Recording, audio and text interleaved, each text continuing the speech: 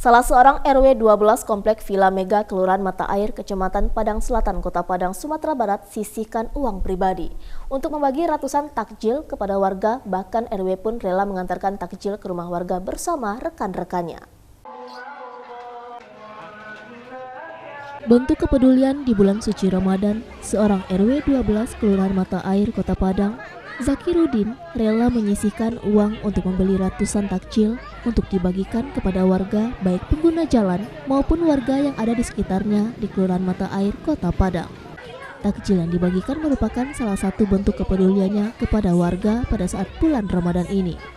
Ratusan takjil yang dibagikan, Zakirudin, Ketua RW 12 ini pun bahkan turun langsung untuk memberikannya kepada warga yang ada di sekitar. Bahkan sebagian takjil RW pun mendatangi rumah warga untuk langsung memberikan takjil tersebut.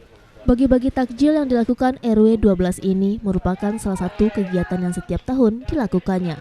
Tak hanya bagi takjil, RW dan masyarakat dan anak-anak yatim pun lakukan buka puasa bersama.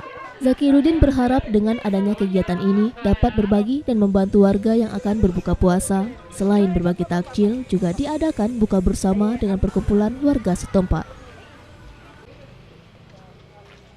Ini adalah satu faktor udah kebiasaan nih Pak, karena kami sejak bulan Ramadan kita membagi-bagikan takjil, bantuan fakir miskin, bantuan anak yatim kepada warga yang membutuhkan.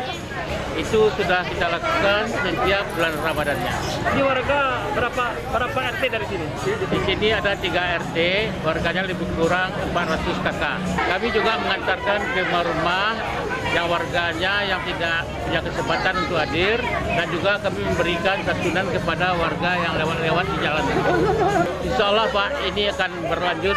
Kami akan usahakan sama anak-anak berbagi sedikit dan menyisihkan sedikit pendapatan untuk melakukan hal ini setiap bulan Ramadannya. Dari Padang, Sumatera Barat, Tim Liputan iNews melaporkan. Kami mau